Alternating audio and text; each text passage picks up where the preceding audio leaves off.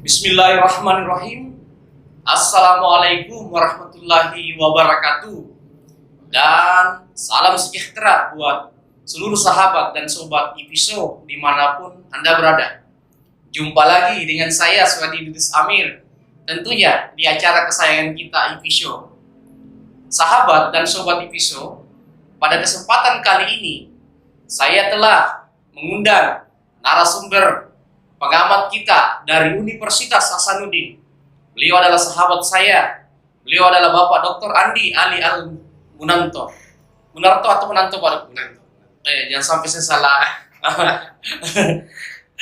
Baik, sahabat dan sobat IPSO, saya menyapa beliau. Gimana kabar Pak Dokter, sehat? Alhamdulillah. Beliau ini sahabat saya. Saya banyak berdiskusi tentang dunia politik dengan beliau. Cuma belakangan ini agak jarang ketemu Pak Dokter ya, karena kesibukan masing-masing.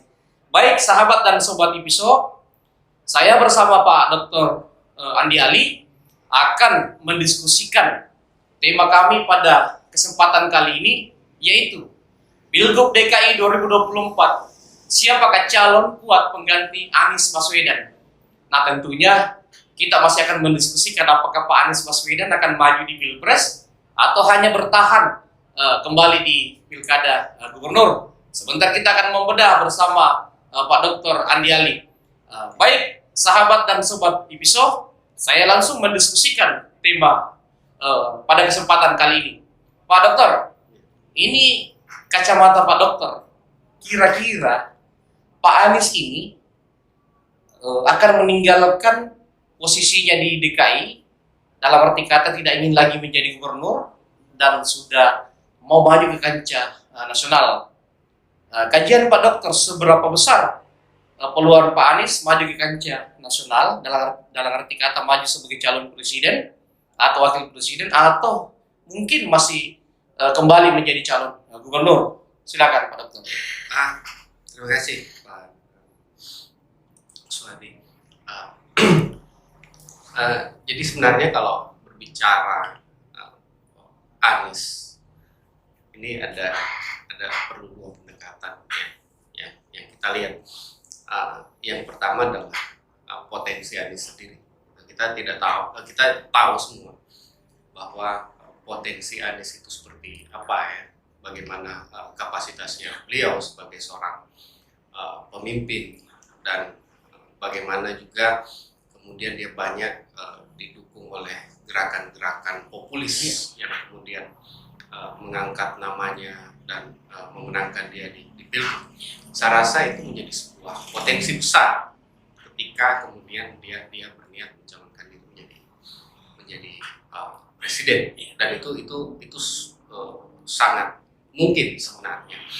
Tapi kemudian hal yang menarik juga untuk dikaji adalah masalah struktural, karena persoalannya kemudian Anies tidak berafiliasi pada rezim, itu yang pertama. Dan Anies juga tidak berafiliasi pada kelompok oposisi, sehingga kemudian agak susah Anies untuk mencari tempat. Sementara dalam aturan kita presiden tidak ada independen, sehingga agak susah. Yang pertama karena kemudian kalau kita lihat berita yang berkembang 3 hari terakhir ini, blok memblok jalan itu sudah kelihatan jelas. Jadi misalnya Prabowo sudah menyatakan, dan kemudian PDIP juga sudah mulai mengambil sikap. Tapi ketika lihat konstelasi sekarang, kemungkinan besar kan Prabowo dan PDIP akan seirama. Gitu ya. Potensi itu terlihat pada Korea. Potensi sekarang. kenapa saya bilang begitu? Karena yang pertama Puan kemudian tidak mampu dijual sebagai 01. Tidak mau Kita lihat surveinya. Iya. Walaupun saingan-saingannya sebenarnya sudah dihabisi, Ganjar sudah dihabisi, Risma sudah dikubur dalam-dalam. Iya. Dibawa ke DKI. Ridwan Kamil sudah dikurung sedemikian rupa, tapi kan tetap tidak bisa gitu ya. Yang memang muncul ya Anies dan Prabowo. Tapi dengan pernyataan sikapnya Prabowo ini itu kan juga akhirnya menutup jalan buat Anies.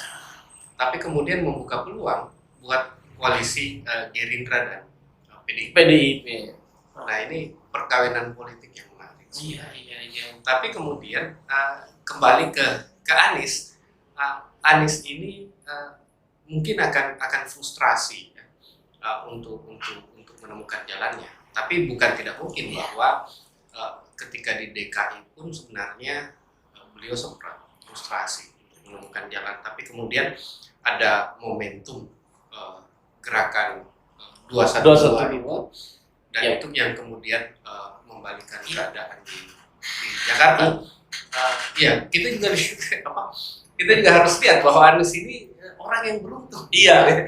Anies ini orang yang beruntung. Iya benar. Kadang-kadang kita sudah berpikir, jadi waktu DKI itu kan saya berpikir bahwa impossible sebenarnya buat Anies menang, tapi kemudian tiba-tiba ada satu momentum yang membangkitkan sebuah gerakan populis, dan itu tidak hanya mencakup Jakarta tapi seluruh Indonesia kemudian. Jadi waktu itu ketika Anies jadi calon presiden pun mungkin kuat gitu ya, cukup kuat karena euforia gerakan 212 ini kan luar biasa. Nah itu juga tidak bisa kita nafikan bahwa Anies ini punya faktor X gitu ya, yang kita sebut dengan keberuntungan gitu. Iya. Baik sahabat dan sobat Ipiso, pembuka dari Pak Dr. Hadi Ali. Baik kita ke pendalaman. Pak Dokter, saya sepakat bahwa Pak Anies ini itu memiliki irisan politik yang sangat kuat dengan Gerindra. Kenapa? Karena dia lahir dari gerakan Gerindra. Kan begitu Pak Dokter ya. Nah, kemudian yang kedua, yang mungkin akan menjadi problem bagi Anies, Prabowo ini sudah punya pengalaman dulu membawa Jokowi ke DKI dan menjadikannya gubernur. Akhirnya Jokowi melawan dia. Saya yakin ini sekarang yang lagi dipikirkan Gerindra dan kawan-kawan bagaimana Anies ini tidak seperti Jokowi menjadi penghalang Prabowo menjadi Presiden Republik Indonesia. Nah, tentu analisis dari Pak Dokter tadi saya sepakat bahwa gerbong Gerindra akan menutup ruang Anies ketika sudah mendeklarasikan Prabowo dan Prabowo menerima deklarasi itu bahwa dia akan maju. Nah, pertanyaannya bagaimana dengan partai yang tidak bertuang, Pak Dokter? Karena kan kita juga harus membedah partai-partai tidak bertuang kayak misalnya Nasdem. Nasdem kalau dilihat kapasitas figur-figurnya tidak ada yang layak di posisi calon presiden. Ada sosok seperti Syahrul Yassin Limpo, Ahmad Gobel itu ya mungkin di 02 aja mungkin agak sulit, apalagi kalau mau didorong ke 01. Kemudian ada partai oposisi PKS yang kelihatannya potensi dia untuk ikut pada Prabowo itu menurut beberapa analisis agak kecil karena kekecewaan Pak Dokter ya. Nah, di luar Gerindra kira-kira sebesar apa peluang partai-partai lain melirik Anies? Apakah itu Gerindra? Apakah itu Nasdem, PKS, Demokrat, Pak Dokter? Kacamata Pak Dokter. Ya, memang yang paling potensial kemudian untuk dekati Anies ya tiga ini. Walaupun kemudian untuk Nasdem, kalau kita lihat perkembangannya, Nasdem itu kan kemudian menjadi bagian dari rezim. Dia menjadi penopang rezim, sehingga kemudian saya menduga bahwa pilihan-pilihan Nasdem pun masih akan didikte oleh rezim ini. Ini yang kemudian kemudian karena kalau kita lihat perkembangannya, patronase yang diberikan oleh rezim ini itu banyak dinikmati oleh Nasdem, gitu ya, termasuk jabatan menteri dan segala macam itu banyak dinikmati oleh Nasdem, dan dengan modal itu sebenarnya rezim ini kan sudah memegang Nasdem. Nah, kemungkinan yang tersisa kemudian tinggal dua kan, PKS dan Demokrat. Tapi kemudian PKS juga Dengan Demokrat tidak cukup. Ya itu juga, dan itu juga karena kekecewaan PKS terkait penunjukan wakil gubernur DKI kemarin, lalu Anies juga dianggap inkonsisten dengan kontrak politiknya di DKI, walaupun politik itu kan tidak menutup kemungkinan bahwa kawan bisa berubah jadi lawan, atau sebaliknya lawan bisa berubah jadi kawan, gitu ya. Yang sebenarnya paling tidak ada barriernya itu justru Demokrat, gitu. Tapi kembali lagi bahwa Demokrat juga punya misi untuk mengusung sang putra mahkota. Jadi memang dari situ agak susah kita lihat peluangnya Anies untuk bisa mendapatkan kendaraan ini. Di sisi lain juga sebenarnya dengan menguatnya pencalonan Prabowo ini akan menjadi obat frustrasi bagi PDIP dan bagi rezim sekarang setelah mereka tidak mampu menaikkan elektabilitas Puan Maharani. Nah, tentu saja mereka akan lebih mudah bekerja sama dengan Prabowo ketimbang bekerja sama dengan Anies. Sehingga itu tadi bahwa akhirnya untuk saat ini kelihatannya pintu-pintu itu masih tertutup untuk Anies. Baik sahabat dan sobat Ipiso, pendalaman dari Pak Dr. Andi Ali. Nah, artinya dalam kacamata politik Dr. Andi Ali, Anies saat ini agak kesulitan meyakinkan partai, tetapi itu tentu mungkin masih harus melihat kondisi, karena Anies ini seperti pembuka awalnya beliau selalu diuntungkan kadang-kadang dengan kondisi yang tak terduga. Nah, itu yang faktor-faktor itu yang tetap harus ditunggu. Itu maksud dan pernyataan dari Pak Dokter tadi, bahwa kadang Anies ini dalam kondisi galau tiba-tiba mendapatkan ruang. Nah, ini kita akan tunggu seperti apa keberuntungan Anies ke depan. Nah, kita fokus pada Pilgub. Kalau misalnya Anies di level calon presiden dan wakil presiden juga harus galau dan kesulitan, apakah itu juga tidak menjadi hal yang sama ketika juga di Pilgub DKI kalau seandainya misalnya dia harus kembali ke posisi itu? Ini yang justru menarik sebenarnya, karena tahun depan kan Anies sudah habis. Masa jabatan Anies sudah habis. Dan di Undang-Undang Nomor 10 Tahun 2006 dikatakan bahwa setelah masa jabatan habis dan karena tidak ada pemilu 2022 dan 23, nanti ada di 2024 setelah pilihan dan pilpres, maka kemudian akan ada kekosongan jabatan. Kurang lebih 2 tahun di DKI. Dan itu akan diisi oleh PJ. Nah, PJ itu adalah kewenangan pemerintah pusat untuk menunjuk. Nah, karena Jakarta ini adalah wilayah kunci, baik untuk pilpres, ya, khususnya untuk pilpres, dan untuk kesinambungan kebijakan rezim selanjutnya, maka tentu saja wilayah ini harus berada di bawah kendali. Apalagi setelah Jokowi kan koalisinya itu bentuk pencitraan, maka kemudian pasti PJ ini akan syarat kepentingan. Nah, yang bikin seru, Pak Dir, karena di undang-undangnya bilang bahwa PJ ini diusulkan oleh Menteri Dalam Negeri dan diangkat dari pejabat pimpinan tinggi media.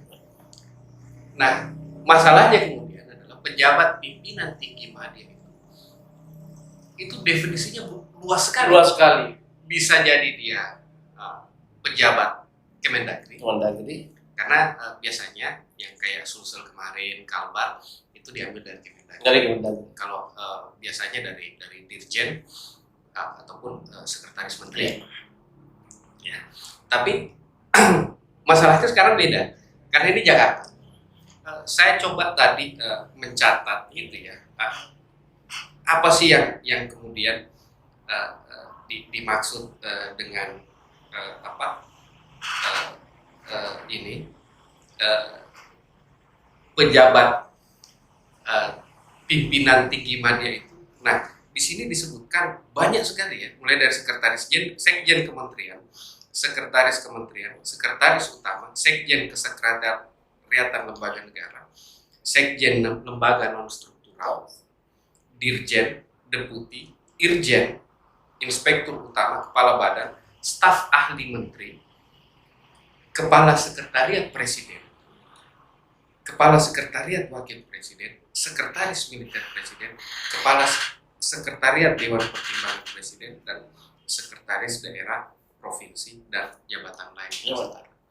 Misalnya kepolisian pada termasuk Kapolda. Nah, itu kan sudah ini ya, sudah inklusif sebenarnya. Sudah inklusif. Disebutkan di jabatan itu. Artinya yang saya mau bilang bahwa siapapun yang diinginkan oleh Jokowi, siapapun orang-orang yang berada di sekitar Jokowi, kita tidak bisa bilang Jokowi sebenarnya, karena ada rezim yang ada lingkaran. Jadi siapapun orang-orang yang diinginkan oleh lingkaran itu, itulah yang akan jadi gubernur DKI. Dan tentu saja siapapun PJ DKI ini akan membawa dua misi. Yang pertama, misi untuk pilpres, mengamankan pilpres, dan yang kedua, mengamankan pilgub. Dan 2 tahun ini bukan waktu yang singkat. Betul. Itu Anies bisa kehilangan pamor dalam 2 tahun.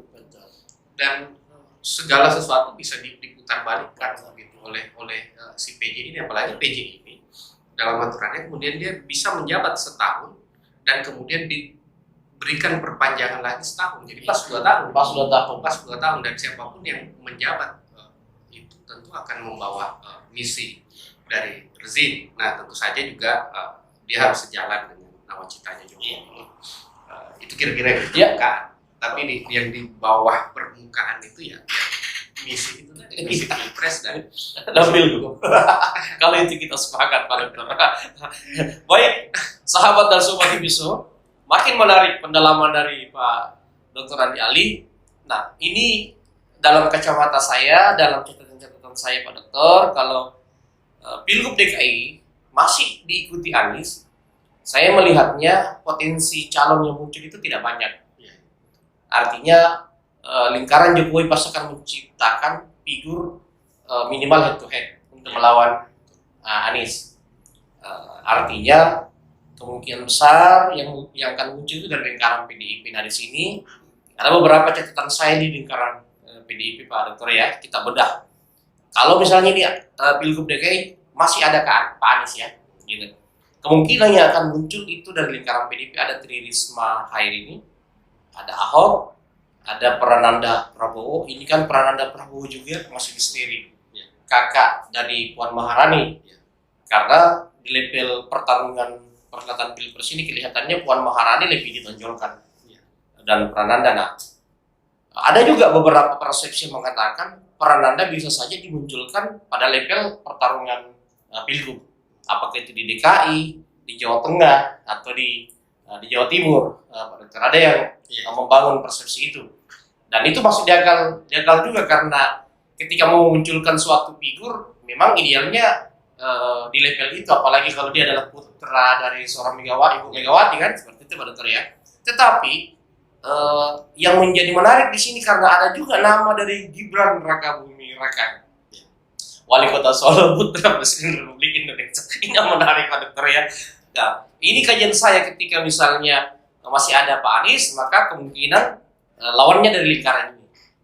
Kira-kira kalau analisis Pak Dokter, siapa yang paling berpeluang di lingkaran ini dimunculkan ketika melawan Anies? Pak Dokter, silakan. Ya, memang semua yang Pak Direktur sebutkan tadi kan memang semua adalah tokoh-tokoh potensial. Ya, Ridwan Kamil, terus Kofifa, terus siapa?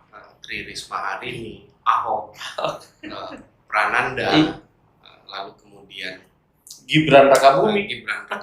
Gitu ya. Jadi walaupun berada dalam satu lingkaran, tapi memang itu tadi bahwa opsi untuk jaringan kekuasaannya PDIP ini cukup banyak gitu ya. Walaupun memang kalau kita perhatikan 2 tahun belakangan ini ada upaya-upaya memang untuk mendorong Prananda, Iya, betul. karena di Jakarta juga kemarin di diskusi-diskusi yang berkembang ada upaya untuk mengembalikan terah Soekarno. Nah, sasarannya tentu 2 itu. Iya. Kalau bukan Jakarta, ya sekalian Indonesia. Nah, ini upaya-upaya mereka sekarang, gitu ya. Tapi kembali lagi bahwa PDIP ini juga bukan partai yang keras kepala, gitu. Bukan partai yang keras kepala dalam artian mereka juga Memaksakan kehendak ya. mereka juga membaca situasi. Kita lihat betapa sebenarnya kecilnya peluang PDIP waktu itu seandainya dia tidak menggandeng Jokowi. Iya, benar. Gitu ya. Tapi kemudian dia tidak memaksakan kehendak, berani kemudian bertarung dengan Jokowi dan akhirnya dia berhasil memenangkan posisi itu. Jadi itu juga kita harus perhatikan gitu, karena kalaupun misalnya dia akan ngotot untuk terah Soekarno, sampai sekarang pun Prananda belum bunyi. Iya, betul. Sampai Belum sekarang, dimunculkan sampai sekarang. belum bunyi. Iya. Dalam beberapa kongres sempat dimunculkan, tapi saya rasa juga tidak terlalu bunyi. Benar. Nah, kemungkinan pilihan yang paling tidak beresiko itu adalah sebenarnya di Tri Risma hari ini. Kenapa? Dia adalah sosok yang netral, tidak punya kepentingan besar, ambisi besar terhadap rezim. Untuk berbeda dengan Hovifah dan Ridwan Kamil yang sebenarnya kelihatan motifnya kelihatan. Risma ini orang yang mau bekerja, kenapa tidak dimanfaatkan? Dan dia punya nilai jual yang bagus. Sampai sekarang pun orang-orang di Surabaya masih mengingat terus, dan saya rasa sampai sekarang pun pemberitaan di media terkait Risma itu masih membekas di kepala masyarakat. Jadi saya rasa memang untuk saat ini pilihan yang paling rasional untuk PDIP ya di Tri Risma. Kecuali kalau tadi mereka mau keras kepala, ya pasti dipaksakan Prananda. Tapi itu tadi bahwa sebenarnya PDIP ini juga bukan partai yang keras kepala. Karena ada kasusnya juga. Nah, menarik pendalaman dari Pak Dr. Andi Ali. Saya cukup sepakat bahwa pilihan paling rasional itu ada pada Ibu Tri Risma hari ini untuk level DKI Jakarta, karena mengurus Jakarta itu dibutuhkan orang yang tegas. Tri Risma hari ini sudah membuktikan di Surabaya dengan ketegasannya dan berhasil membangun Surabaya dengan prestasi yang sangat modern. Nah, kelebihan yang lain dari PDIP Pak Dokter dalam pandangan saya adalah, kan di Pulau Jawa ini kan bukan hanya DKI tempat yang seksi untuk langkah ke nasional. Terbukti Ganjar kan saat ini dengan bermodalkan gubernur Jawa Tengah, kemudian artinya di Jawa Timur kemarin PDIP kalah dari Kofifa. Artinya memang besar kemungkinan nama seperti Prananda ini itu bisa saja kalau bukan di DKI, bisa saja di Jawa Timur, bisa saja di Jawa Tengah, karena kan ini Prananda bisa semua ini. Nah, 3 daerah ini bisa semua dia. Nah, itu menariknya PDIP. Artinya kita bergeser sedikit Pak Dokter, ketika misalnya PDIP kembali memperlihatkan pilihan-pilihan rasionalnya, maka kemungkinan besar Ganjar pun akan mendapatkan pintu terbuka. Iya. Dengan mengedepankan rasionalitas dari Bu Mega, melihat peluang Pak Ganjar yang surveinya terus melejit. Artinya terah Bung Karno ini bisa saja ya diredam untuk dimunculkan kalau kondisi tidak menguntungkan. Ketika pertimbangan nasionalnya ya, Pak Dokter ya, itu muncul. Nah, menurut Pak Dokter, sebesar apa peluang Ganjar juga untuk mampu mendapatkan pilihan-pilihan rasional itu di PDIP, dan tentu ketika misalnya ada perubahan pada pilihan-pilihan rasional itu, dalam arti kata PDIP akhirnya memilih Ganjar karena pertimbangan elektoral ya, Pak Dokter ya. Berarti kan ada perubahan dari analisis awal tadi, Pak Dokter, artinya bisa saja Prabowo akhirnya menjadi pilihan dan pilihan-pilihan ke Pak Anies itu terbuka. Seperti kita bilang tadi, Anies selalu kadang-kadang ditentukan dengan kondisi. Ya, coba. Memang karena pergerakan politik itu memang susah ditebak, karena memang yang di dalamnya itu manusia. Iya, benar. Bukan mesin, sehingga dia menjadi sesuatu yang sangat dinamis. Jadi untuk memahaminya ya kita harus paham juga bagaimana logika kekuasaan itu bekerja.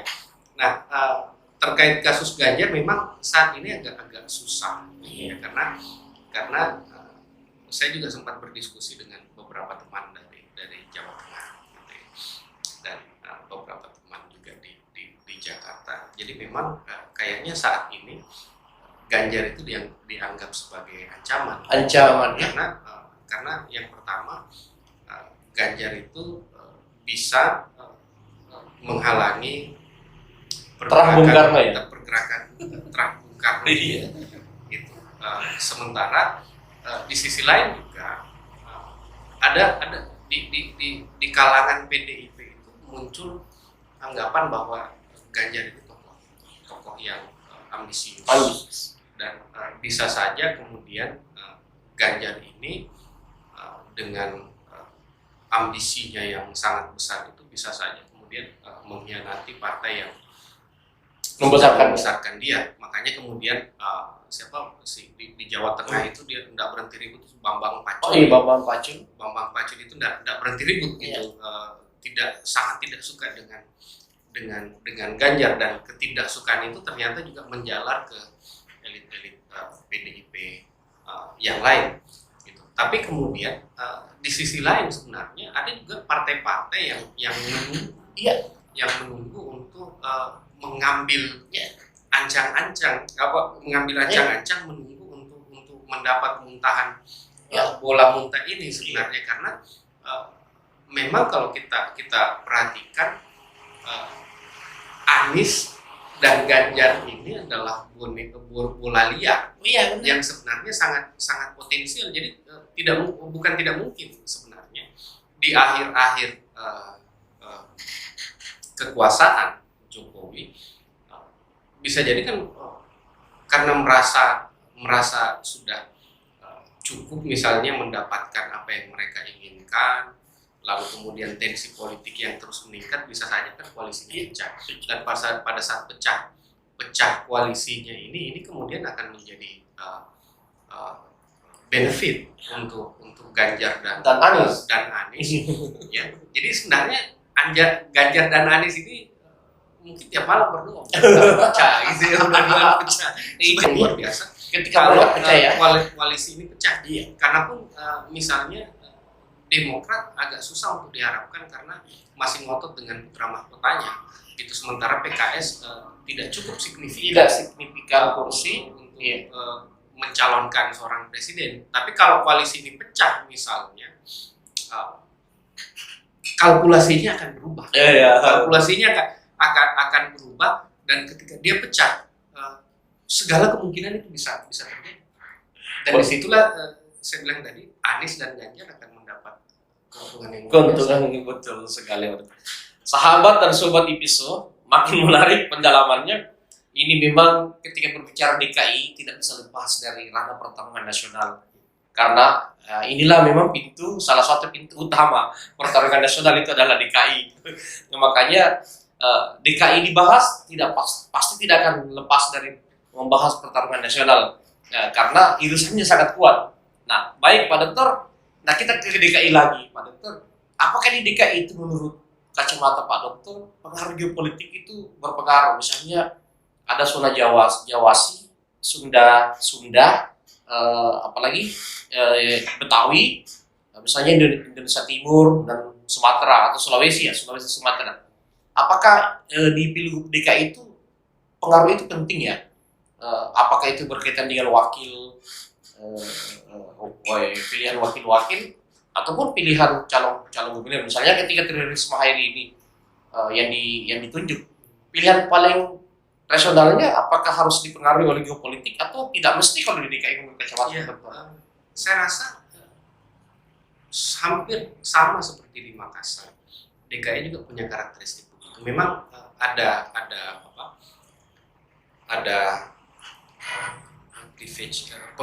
pemilahan identitas politik berdasarkan etnik.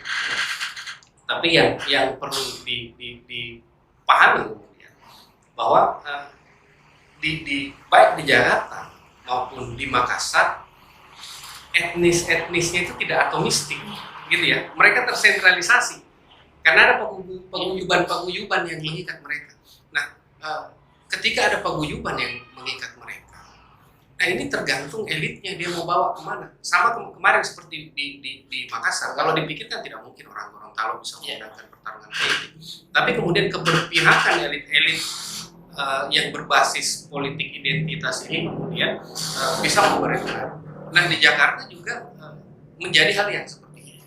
Terjadi hal yang seperti itu, bahwa memang kan Bugisnya kuat gitu ya. Di Tanjung Priok dan sekitarnya itu kan Bugisnya kuat. Terus Ambonnya kuat. Belum lagi Jawa juga kuat. Batak juga kuat. Tapi kemudian mereka diikat Betawi juga. Tapi kemudian karena mereka berada tidak atomistik, mereka berada dalam paguyuban. Angin itu diarahkan oleh elit-elit yang ada dalam paguyuban itu. Gitu. Nah, berbeda misalnya ketika kita di wilayah-wilayah yang atomistik, artinya memang seperti di Jayapura misalnya, di Papua itu memang ada politik identitas dan itu atomistik, sehingga pendekatan identitas itu sangat penting. Tapi kalau seperti di DKI dan Makassar, justru pendekatan elitis yang kemudian menjadi kuncinya. Justru elit yang menjadi kuncinya. Elitnya mau bawa kemana? Ya sudah, yang dibawanya itu ikut gitu. Polanya seperti itu. Karena begitu pembacaan saya gitu ketika melihat di Makassar misalnya, ketika orang mencoba mendorong politik identitas, menghajar dari Purwanto, ternyata tidak mempan. Setelah saya pelajari kemudian ternyata karena mereka tidak atomistik. Orang Toraja misalnya, orang-orang Cina misalnya, orang-orang Bugis itu diarahkan oleh pilihan-pilihan elit-elit politiknya, sehingga kemudian sangat jelas kemana arahnya gitu, hanya dengan menebak mengamati posisi elit. Ya, baik sahabat dan sobat Diviso, makin pendalaman ini ada lagi satu yang sangat penting untuk dibedah, dikaji Pak Dokter. Tadi kita membicarakan Pilgub DKI dengan kehadiran Anies. Nah sekarang mari kita membedah tanpa Anies. Anggaplah Anies ada di ranah pertarungan nasional. Nah di sini kan menariknya karena sosok seorang AHY itu masih lebih dianggap lebih tepat maju di DKI sebagai calon gubernur dibanding muncul di perhelatan nasional. Walaupun dia ketua umum saat ini Pak Dokter ya, banyak analis-analis yang kita berdiskusi dari KP ke KP itu mengatakan bahwa ya idealnya lewati dulu panggung itu, karena dia muncul dari panggung itu ya Pak Dokter. Mungkin itu alasannya ya, karena memang Pak AHY muncul di ranah politik ini kan melalui DKI kan, seperti itu. Jadi artinya publik masih menyuruh dia untuk melewati tahapan itu. Nah, ketika misalnya tanpa Anies, maka figur seperti Sandi, AHY, Tri Risma ini kan menjadi menarik untuk dibedah. Ahok menarik untuk dibedah di DKI. Kemudian dalam catatan ini kan kalau di Demokrat jelas ada AHY ya. Nah di Gerindra ini kan ya pilihannya ada dua. Kalau tanpa Anies Sandi atau yang sekarang ini Ahmad Riza Patria ya, yang wakil gubernur saat ini ya. Di PAN itu ada di Sari, Kupatria, Bima Arya yang dimunculkan kalau dalam pantauan saya, Pak Dokter. Nah kemudian dari kalangan profesional ada Abdullah Aswar Anas, mantan Bupati Banyuwangi, dan periode yang dianggap cukup berprestasi, yang tidak sempat maju di Jawa Timur kemarin. Nah, seperti apa konstelasi Pilgub DKI ini tanpa Anies dalam kacamata Pak Dokter ketika dikaitkan dengan tokoh-tokoh yang saya sebutkan tadi? Bahkan bisa saja ketika tanpa Anies, bisa saja Tri Risma didorong ke Jawa Timur, Pak Dokter ya, dan peran Anda dimunculkan di DKI ini. Bagaimana analisis Pak Dr. Adian? Ini sebelum kita ke situ, saya mau mengajak kita merefleksi sebenarnya PDIP sedang mempersiapkan satu senjata rahasia yang sebenarnya tanpa kita sadari menjadi lebih populer dari saudara-saudara yang lain. Nah, yang saya maksud itu Bobi Nasution. Oh iya benar. Ini tadi kita mau sebutkan. Memang sekarang dia belum disebutkan mau jadi apa, gitu ya. Tapi media itu sangat rajin meliput prestasi. Ya. Bahkan lebih media lebih suka, gitu ya. Lebih kentara ketika meliput Bobi dibanding Gibran. Dan ya mungkin karena kalau Gibran terlalu kental, terlalu terbuka lah nepotismenya. Tapi kalau kemenangan itu Bobi tidak terlalu kelihatan. Saya rasa ini bisa menjadi senjata rahasia yang juga dipersiapkan untuk Jakarta.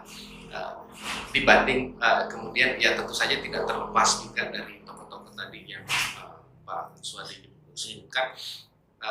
Tapi memang tanpa Anies sebenarnya pertarungan di Jakarta itu tentu saja jadi lebih terbuka. Peluangnya juga semakin